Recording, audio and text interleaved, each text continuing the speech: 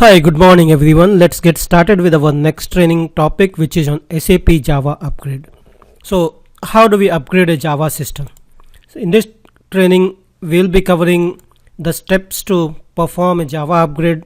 So basically we'll go through the screenshots of the actual Java upgrade as well, and to start with we'll get into the preparation phase, the activities which need to be performed before we can get into starting the upgrade, and during the upgrade what need to be done, and once the upgrade is done what are the activities need to be performed. Okay, so to start with, basically these are the different SAP notes which says that what are the additional support packages need to be applied on the system, notes for Java virtual machine settings for J2E, and there are central notes as well. So just make sure that we go through the latest upgrade guide. Basically the upgrade guide shows the exact steps of performing an upgrade. This is the standard document which is released by SAP for performing upgrade. So just make sure that we go through that particular document in detail and find out exactly what is the note which we need to go through, what is the preparation work which we need to do, and what are the exact steps which need to be performed for the SAP Java upgrade. Okay, in this particular screen you can see a deployment based approach. Basically it's an example of NetWeaver 04 and 04S, basically upgrade from 04. Okay, so here you can see that how the deployment is taking place, how we are configuring it and migrating the things over. Okay, so preparation, basically the preparation steps are performed during the system uptime. So during the uptime all the preparatory step is done on the production environment, but we need to go through the steps. Basically we need to find out what is our landscape, which is the first system we can upgrade in our environment. Is it a dev system or QA system or the sandbox system which is available, which can be upgraded? So that will help us to get prepared for the upgrade. Basically we'll upgrade systems like sandbox system, and we need to make sure that the system that we are upgrading is exact replica of production system, so that we get exactly the same issues over and again, so that we get them resolved before we get into production systems.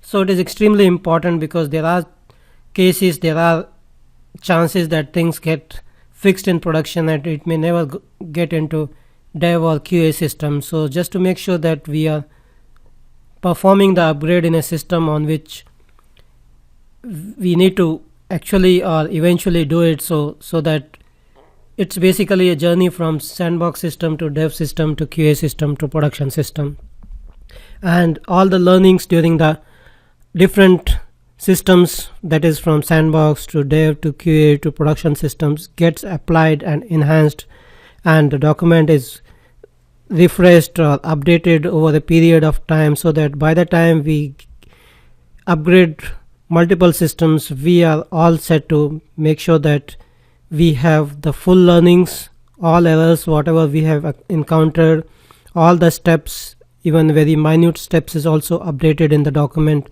so that we are not missing anything. Okay, the first step in the upgrade is a preparation phase. Preparation steps are performed during the system uptime, that is when the system is up and running. Basically we don't have to bring down the system to perform an upgrade. The prepare phase includes 4 major tasks, basically investigating the source system, performing various parameter and profile checks, determining usage type to be upgraded, extracting upgrade DVDs, and nowadays we can directly download those DVDs from the SAP marketplace, and we need to extract it as well. So including support packages, including custom development, calculating the development lists and order. So basically these are the preparatory steps which need to be performed. So just make sure that we go through this using a tool called Sum. Sum actually is a tool which is used for upgrading all the new systems. Basically from 7.0 onwards, any upgrade need to be performed should be done using a Sum tool. Sum basically it stands for Software Update Manager. So using this particular tool we performed all the upgrades. And okay, So upgrade strategies. Upgrade phases are mainly performed during the downtime. Actual upgrade phases are happening during the downtime, and it includes the following major steps. Basically, stopping the system, disabling the current user store of the UME to ensure that only SAP star is the user which can access the system during the downtime. Updating the kernel SAP MMC, basically this is for Windows only, then IGS and SDM. So just make sure that we are updating SDM. SDM is our software deployment manager. IGS is gateway. Okay, then undeploying and deploying the file system deployment, basically then database deployment. After that is bootstrap and adapting profiles, undeploying and deploying offline deployment, migrating engine core data, basically it's a Java migration toolkit. After that we start the system in the safe mode, undeploy and deploy online deployment, running application migration, stopping the system, re-enabling the original user store of the UME, and starting the system. So basically these are the steps which are performed. Okay, upgrade uptime. Uptime is the time basically when the J2E system is up and running, it is still productive, in use and untouched by the upgrade procedure. Whole prepare unit runs in uptime. So right from our preparation phase, that is initiation, extraction, configuration and checks phase, it runs in the uptime phase, and the pre-processing phase also runs in the uptime phase, and after that comes the downtime phase, and then finally the finalization. Okay, upgrade can be stopped and cancelled during the uptime phase. So upgrade downtime. Downtime is the time when J2E engine is being modified and controlled by the upgrade procedure. The system is not productive during this phase. Upgrade starts the J2E engine in safe mode during deploy_online phase and run application migration phase. The only user which is active is SAP star during the downtime phase. Mapping of user type. We just make sure that the user type is properly mapped. So we should go into the system to find out what is the exact user type of the system, and when we are generating the stack file for the upgrade, we make sure that all the usage type is covered. So basically any stack file should have whatever the usage type in the source system. After the upgrade, destination system should have the same usage type. So determining the installed scenarios in the starts system on the basis of significant components. Say for example, presence of BI and MI must be confirmed by user. Mapping installed the scenarios. Upgraded system host the same usage type as the source system. So if a usage type has been detected, all usage type it depends on will be deployed on the system. Okay, rename deployment component. Basically it stands for undeploying the old development component. Undeployment means that it is removed, and then deploying means it's added. So issue due to undeployment component could be that loss of application configuration like security setting, logging, configuration, etc. Okay, here basically it's showing that how we connect, which are the ports which are into the picture for the upgrade. So whenever the upgrade start, the upgrade tool connects to a port called 4239. So we go to the Internet Explorer and connect to the host port 4239, and that will connect you to the upgrade tool. So we'll see in our subsequent screens how this happens. Okay, then update configuration check. So basically before we can actually upgrade the system, what happens is that we need to reach to a particular phase. That is, we need to make sure that we are at a stage from where we can upgrade. So we just need to make sure that all the relevant patches and preconditions and modifications are in place before we can actually upgrade the system. Okay, so let's go to the next thing, which is preliminary check. So we just should make sure that all these preliminary checks are taken in consideration during the update phase itself. Okay, so let's go to the next thing, which is performing the update.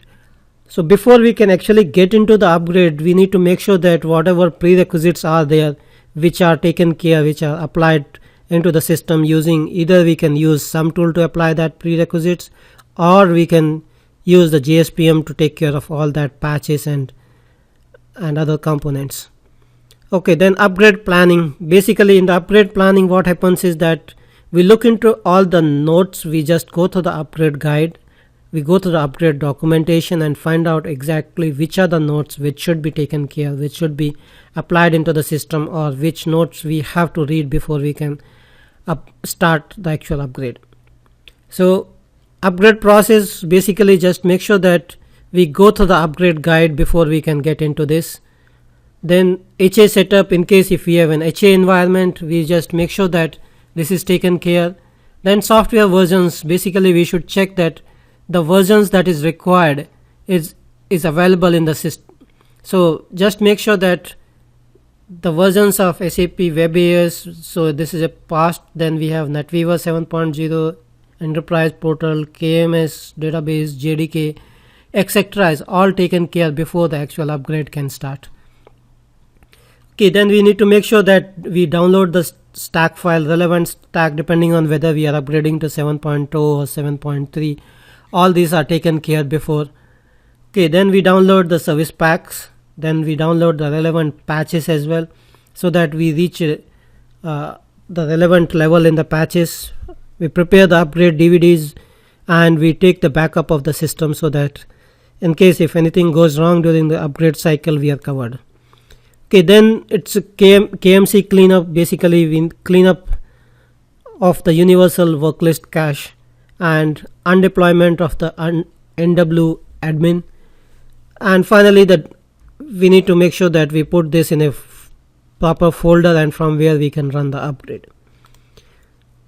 Okay, start the upgrade. We can start it from a particular folder, and once the upgrade starts, make sure that before we get into the downtime phase, we take a full backup of database and upgrade directory.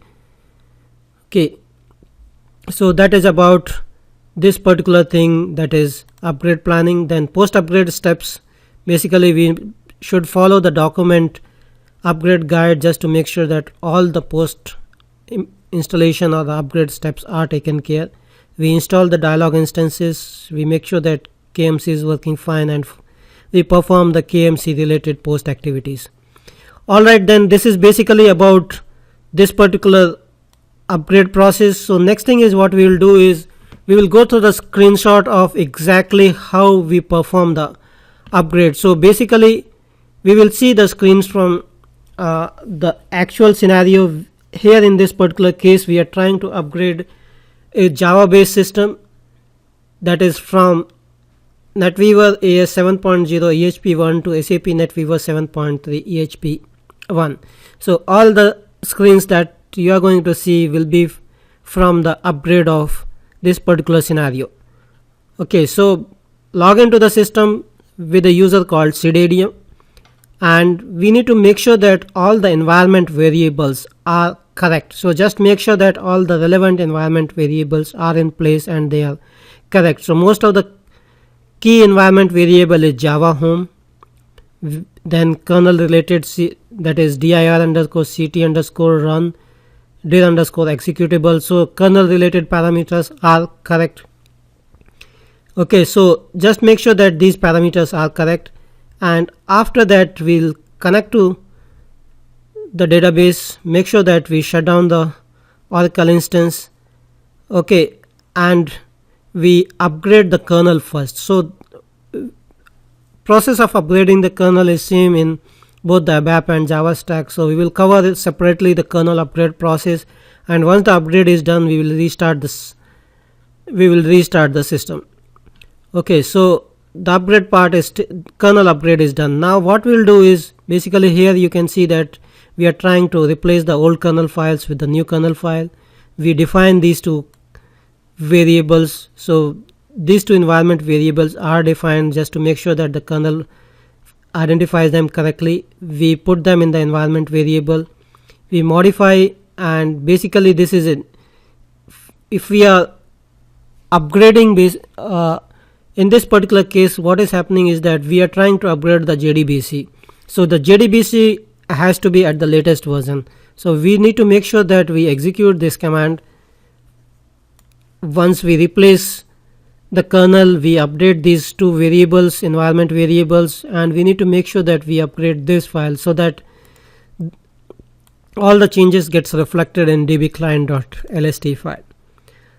Okay, so this is how it is being done, and once we run this command, you can see that these are the changes which happens.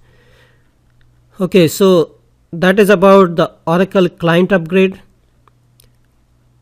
Okay, so you can see that this is a Oracle client which we have downloaded into this particular folder, extracted the client files in the kernel, and after that the system is started with the new kernel in place. Okay, you can see that the SAP related services are started properly. Okay, now this is where we are going to start the actual upgrade. So before that, because this being Windows 2008 system, we need to make sure that we run as administrator. So just right click on this and select run as administrator so that it runs with full privilege. So when it is starting, the sum tool is starting, you can see that the last message should be SL controller is started and the port to which it is listening is 4239. Okay, so you need to connect to the system at the port 4239, and once you are connected to the system, you need to log in as administrator and define the username and password so that subsequently whenever you are connecting to the upgrade tool, you are connecting with this username and password. Okay, now once you provide the username and password, this is the welcome screen which comes. So this welcome screen asks for three information. So basically this particular tool, that is Software Update Manager, the SUM tool, it supports the following processor for ABAP, Java and dual stack system. So the same tool is used for the upgrade of both ABAP, Java and the dual stack, and basically it is for the release upgrade. You can use it for the enhancement pack installation or upgrade, you can use it for support package stack upgrade, and you can use it for single component updates and patches. So moving forward, SAP has replaced all their old upgrade tools, right from SAP JUp, SAP Up and all other legacy tools, and in fact all the JSPM based component upgrade and Java upgrade is replaced by this tool, which is Software Update Manager. So using this tool we upgrade the system, and here you can see that this is a Java system. So basically here it detects, at the first step it detects the type of the system. So it has detected that the system technology is a Java system. Okay, this is the SID of the system, and SAP folder this is the location where the SAP is present. Okay, so now we specify the credentials. So basically we are logging in as Cdadium and we provide the username and password for this. Now we need to select the target. So basically this is where we specify the stack file. So the stack file is the file which contains the information about the source stack and the target version component. So basically it will tell that from this stage to the next level, if you want to reach, you need to go through a cycle. Basically you need to make sure that all these components, whichever is required from this source release to target release, are identified using this stack file and downloaded and placed in the download folder.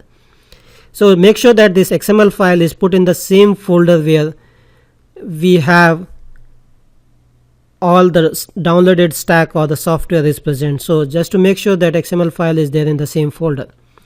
Okay, then next step is confirm the target. Basically here it is asking that the relevant note which is there for the upgrade. Before you can start your upgrade process, you need to read this particular note and find out the keyword, and this keyword will make sure that it validates that you have read the note, you know what is there in the note, what is involved in the upgrade cycle for this particular upgrade from the current version to the target version.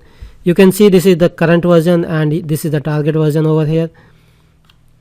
Okay, now let's get into the next screens. Basically the initialization part is done. So we get into the extraction phase. You can see that these are the different phases of the upgrade. You have the initialization phase, extraction phase, configuration phase, checks phase, pre-processing phase, execution phase, post-processing phase, and finalization phase. So all the things before execution phase runs in the uptime phase, and anything starting in from execution phase is the downtime phase. So we just need to make sure that where we are and what can be done, how we can reset it. So reset is also pretty important. You should know exactly how to perform a reset of an upgrade. Say for example, while performing an upgrade, if anything goes wrong, how can you reset the upgrade? So it's extremely important that you know that from which stage you can perform the reset. Okay, now let's get into the next phase where it is asking about the Java administrator password. So we have specified the Java administrator and its password. So make sure that you log into the existing system which you are trying to upgrade and validate this username and password. You should validate the SDM password.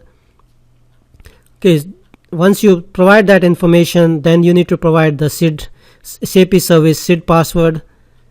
Okay, after that you need to provide the OS credential for SAP service SID.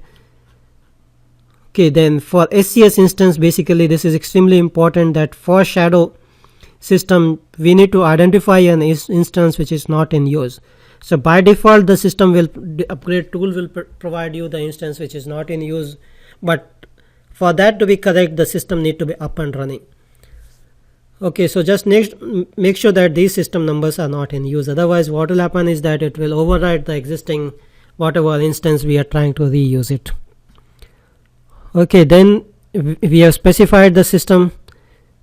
Then in this particular step we need to specify the database system user password. Basically check login as SQL plus and enter the username as system and password just to make sure that the password is correct, because if you provide the incorrect password it may not be validated at this stage. At the later stage when it is connecting to a database, that part will fail and you may need to fix that at that stage.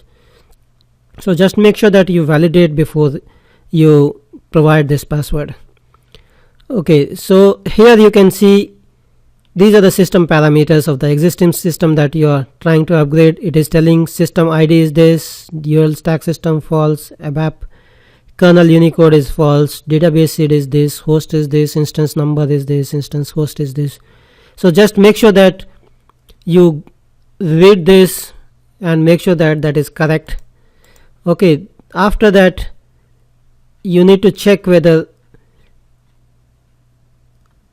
so next stage is it will ask for the DVDs. So the two DVDs that is asked is the kernel DVD and NW Java DVD. So just make sure that you have the DVDs provided correctly.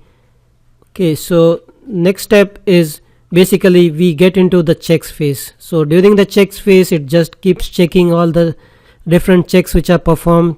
There are no inputs asked during that phase. Then we get into the pre-processing phase, execution phase, and then post-processing phase, and finally the finalization phase. So starting from pre-processing phase up to the finalization phase there is no inputs asked, just it asks for the moment it enters into the execution phase. It asks, do you want to take a backup, have you taken a backup before you can get into the execution phase, because after you get into the execution phase you have to restore it from the backup if anything goes wrong. So that's what actually I wanted to cover in this particular training session. Thank you for joining and have a nice day. Bye bye.